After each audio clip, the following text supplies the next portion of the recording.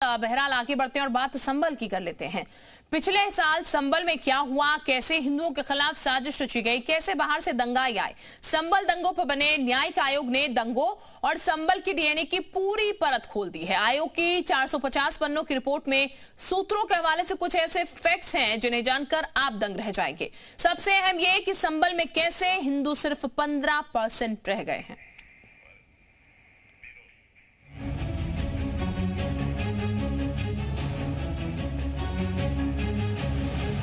संभल में साजिश के तहत दंगे करवाए।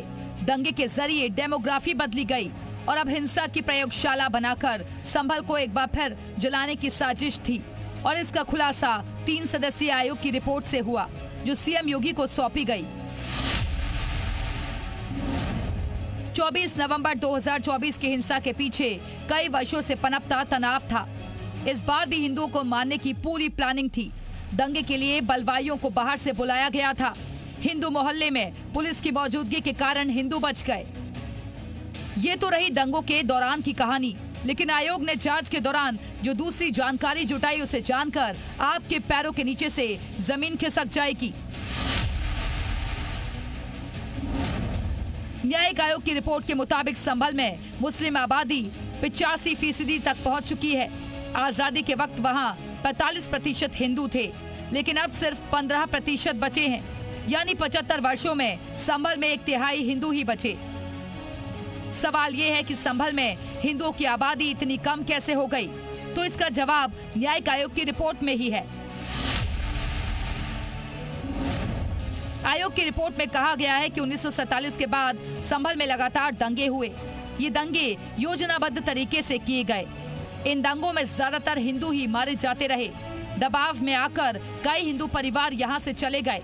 तुष्टीकरण की राजनीति से भी डेमोग्राफी बदली। संभल में जो घटना हुई थी, इसके जांच के लिए जो प्रदेश सरकार ने जो न्यायिक आयोग गठित किया था, आज उन्होंने अपनी रिपोर्ट माननीय मुख्यमंत्री जी को सौंपी है और उस पर आगे की कार्रवाई की जा रही है। कई सारे बिंदु हैं उसमें सर, तो क्या रिपोर्ट के अध्ययन करने के बाद ये रिपोर्ट में ये बात भी सामने आई कि समाजवादी पार्टी के सांसद जियाउर रहमान बर्क के उकसाने पर संभल में हिंसा भड़की। बर्क ने तुर्क मुसलमानों को देश का मालिक बताया था। ब्यूरो रिपोर्ट, जी मीडिया। तो संभल हिंसा को लेकर ये नई जानकारी सामने आई और ये आपको जानकारी दे दें कि एसआईटी की टीम ने अपनी रिपोर्ट सीएम योगी को सौंप दी है। एसआईटी की रिपोर्ट आने के बाद सालों से संभल हिंसा के एक चश्मदीद ने अपना दुख भी बयां कर दिया। संभल के पंकज अग्रवाल ने बताया कि उन्होंने हमेशा संभल को दंगे में जलते देखा, जिसकी वजह से लोगों में भय का माहौल बन गया।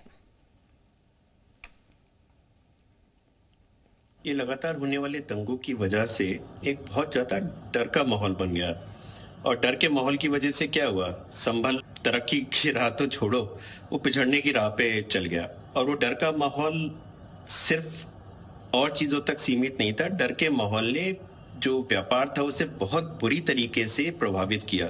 सो जो हिंदू व्यापारी गण था उनके लिए तो व्यापार करने के रास्ते ही नहीं बचे। संभल बहुत बड़ी मंडी था खांड की। संभल उसके बाद पीपलमेंट की बहुत बड़ी मंडी बना, और जो हिंदू व्यापारी गण था उसके पास जनरली कोई रास्ता नहीं बचा था। तो या तो वो पलायन कर गए या पलायन करने के लिए सोचने लगे। हमारे परिवार ने भी जितनी भी जमीन जायदाद थी वो सबको बेचा और हम बाहर पलायन कर गए, इसी वजह से कि संभल में तरक्की का अब कोई रास्ता बचा नहीं है। हमारे साथ 2 सहयोगी इस वक्त जुड़े। विशाल हमारे साथ बने हुए, साथ ही सुनील भी संभल से हमारे साथ बने हुए। सुनील का रुख कर लेते हैं। सबसे पहले सुनील, जाहिर है ये जो रिपोर्ट सौंपी गई है उसके बाद से खलबली मची होगी और ये तर्क एक तरीके से सामने निकल के आ रहा है कि हिंदुओं का जो पलायन हुआ है वो डेमोग्राफी चेंज करने की कोशिश की गई थी, क्योंकि एक विशेष तबका जो है उसका वर्चस्व यहाँ पर था और इसी वजह से यहाँ पर पूरी डेमोग्राफी जो है वो चेंज हो गई। देखिए, मैं बता दूं आपको, संभल में जो संभल मामले में जो न्यायिक जांच आयोग की रिपोर्ट का बड़ा खुलासा हुआ है, इससे तमाम ऐसे बिंदु सामने आए हैं जिससे ये साबित हो रहा है कि संभल में हमेशा हिंदू जो है मुस्लिमों के टारगेट पे रहा है। और मैं आपको बड़ी बात बता दूं कि इस समय सपा सांसद जियाउर रहमान पर जिस तरीके से सवाल उठ रहे हैं, इससे पहले जो इनके दादा थे शफीकुर रहमान बर्क, जो कि लगभग 25 साल तक संभल में सांसद रहे थे, उन पर भी इस तरह के सवाल उठते रहे थे। माना जाता है कि संभल में जिस तरीके से तुष्टीकरण की सियासत की बात सामने आ रही है उसको यहाँ पर शफीकुर रहमान भट्ट ने ही पैदा किया था और उनकी वजह से ही मुस्लिम जो के निशाने पर ये हिंदू हमेशा रहते हैं। फिलहाल मैं बता दूं कि रिपोर्ट सामने आने के बाद जिस तरीके की बात सामने आई है कि यहाँ पर हिंदू 15% रह गए हैं, उनकी संख्या लगातार घट रही है। हमने संभल हिंसा के बाद लगातार इस तरह की खबरें अपने चैनल पर चलाई थी कि यहाँ पर हिंदू अभी भी मुस्लिमों के निशाने पर हैं और पलायन की बात कर रहे हैं। फिलहाल मैं बता दूं आपको कि आज रिपोर्ट पेश होने के बाद पहली जुमा की नमाज है जिसको लेकर के यहाँ पर माना जा रहा है कि बड़ी संख्या में मुस्लिम आज जुमा की नमाज अदा करने पहुंचेंगे, जिस पर प्रशासन की पूरी नजर है और यहाँ पर अभी से ही बल्कि कल से कहीं पुलिस अलर्ट हो गई है और पूरी तरीके से यहाँ पर इलाके पर नजर रखी जा रही है। ठीक, यानी कि निगरानी पूरी की जा रही है क्योंकि रिपोर्ट आने के बाद ये पहला जुमा जैसा कि जानकारी आप दे रहे हैं। हमारे साथ विशाल भी लगातार बने, विशाल का भी जरा हम रुख कर लेते हैं। विशाल, जिस तरीके का जिक्र होता है कि डेमोग्राफी चेंज करने की कोशिश की जा रही है, संभल में कह लीजिए वो एक एग्जाम्पल जो है देखने को मिल गया। एक रिपोर्ट जो सौंपी गई उसके माध्यम से चीजें जो है खुलकर सामने आ गई कि कैसे 45 से 15% का यह आंकड़ा रह गया और कैसे हिंदुओं के खिलाफ एक बड़ी साजिश रची गई जिसका खामियाजा लोगों को भुगतना पड़ा वहां से पलायन कर कर।